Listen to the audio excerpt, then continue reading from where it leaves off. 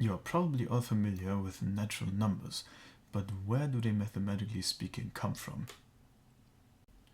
There are many ways in which you can derive natural numbers, but the most fundamental way is using sets and axiomatic set theory. To discover anything at all, let's assume the first axiom, the axiom of existence, which postulates that there exists an empty set. Now this in itself is not very useful, so we further want a notion of a set. So for now, a set is a for now finite collection of elements. For example, X is the set containing 2, 3 and 5 would be denoted like that. Sets can also be described in another way. For example, let Y be the set of all US presidents who got head in the White House. Now let's look at some more sets. If we write all of the sets explicitly, we can see that they all contain exactly 2, 3 and 5. So we can see that the sets are all the same, but we have no axiom to actually show which sets are different and which sets are the same. So we now need a new axiom, the axiom of extensionality. Basically, if two sets have the same elements, then they are equal. Now we can actually see that our example sets x, y, and z that we looked at earlier are actually the same. To clarify, let's look at another example. We're going to prove that there is only one empty set. We do this by looking at two empty sets A and B. Because of the way the logical implication works, we can now see that every element in A must be an element of B, since the assumption that A and B have elements is false. Therefore, A and B must be the same set, and therefore there is only one empty set. Some of you may have noticed that all the sets we've defined up until now were completely definable by a property. For example, the set of your friends is obviously just the empty set, or the set of all the presidents in the White House that got head is just Bill Clinton. Since there was no axiom that postulates this fact up until now, let's define it now. We postulate that sets can be constructed by a property. To clarify, let's look at an example. For example, we're going to look at the set A that contains all sets X such that X does not contain itself. For example, N would be in that set A because N does not contain itself. Let's ask whether A contains itself. If A contains itself, then A does not contain itself. But if A does not contain itself, then it contains itself. As we can clearly see, this is a paradox, so our axiom won't fly. The underlying problem here is a set of all sets. This is the true paradox here, not the axiom we just defined. So we need to make sure that every set is made up of elements that are also parts of sets. So we define our actual axiom, the Axiom Schema of Comprehension. This axiom just states that if P of X is a property for some X, then for any set A there is a set B such that X is in B if and only if X is in A and satisfies P. Now if we define our problematic set again, we would need to prove that a set A exists, which we cannot do. Before we can now actually introduce the notion of natural numbers, it is very useful to have a notion of pairs, which are just sets containing exactly two elements whose order does not really matter. Formally speaking, for any A and B, there is a set C such that X is in C if and only if X equals A or X equals B. This is an axiom because we can't really prove it from the other axioms. Now we are finally ready to construct natural numbers. Since natural numbers just represent the idea of counting, it would be very natural to just assign each natural number to a set containing that many elements.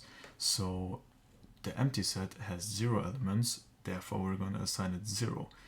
The set containing the empty set has 1 element, therefore we're going to assign it 1, and so on. We continue this process and define a natural number n to be the set containing 0, 1, and so on up to n-1. This idea is not quite ready, though. We can now define any n, but that doesn't give us a definition of what a natural number itself is. In general, we need a definition that looks like a set n is a natural number if. So how would you define a natural number? If you said n is a natural number, if it contains all smaller natural numbers, you are dead wrong. This is a recursive definition and will obviously not fly. So let's look at the first few numbers again. We define 2 to be equal to the set containing 0 and 1. To get 3, which contains 0, 1, and 2, which is just equal to the set containing 0 and 1, union the set containing 2, which is equal to 2, union the set containing 2. Now you might already know the U-shaped symbol, which is called the union. As you may have guessed, a union is fundamental to construct natural numbers, so let's look at it for a second. The union of two sets is just all elements contained in both sets. Formally, however, the union is only defined as a unary operation over a singular set containing elements or even more sets. So let's look at the example set S containing A, B, and C. Then the union of S is just A union B union C.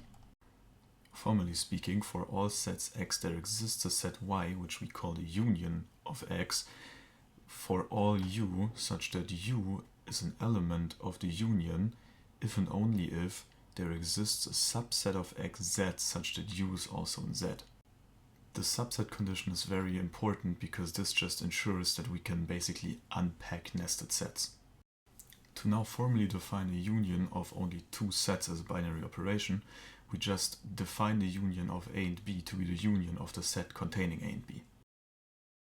So let's now return to our definition of natural numbers as shown above. As we've seen earlier, we could define 3 by just union 2 with the set containing 2, and we can keep on doing that for all natural numbers, defining n to be n minus 1 union the set containing n minus 1.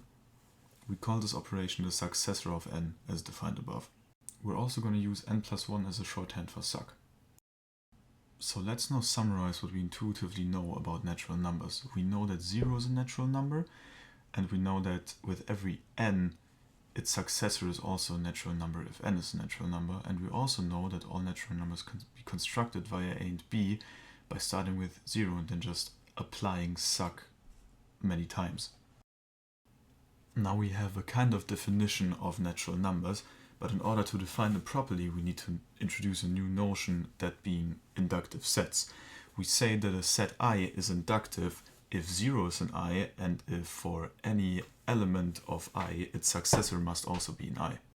Now some of you may conjecture that every I is just equal to n, but that is actually not true. To see this we will look at a counterexample. Consider the completely made up element bang. If bang were an I, then by b its successor must be an I, and by b again the successor of the successor must be an I, and so on. So we can see that I is actually not equal to n, since n does not contain bang. What we can see is that by a and b, the one thing all inductive sets have in common is 0, and by b, all successors of 0, so every inductive set at least contains natural numbers. So we can finally define natural numbers as being the set containing all x that are contained in every inductive set I. We can now also finally define what natural numbers are by saying that n is a natural number if and only if, for all inductive sets I, n is contained within those sets. Now the last thing we actually need to do is to prove that inductive sets even exist, but this is actually provably unprovable, so therefore we just postulate it as an axiom called the Axiom of Infinity, which postulates that there exist inductive sets. Now if you didn't understand what was going on here, I recommend you rewatch the video. Math, after all, is a pretty hard topic and can be hard to get into. If you liked what you watched, I would appreciate it if you could like and subscribe.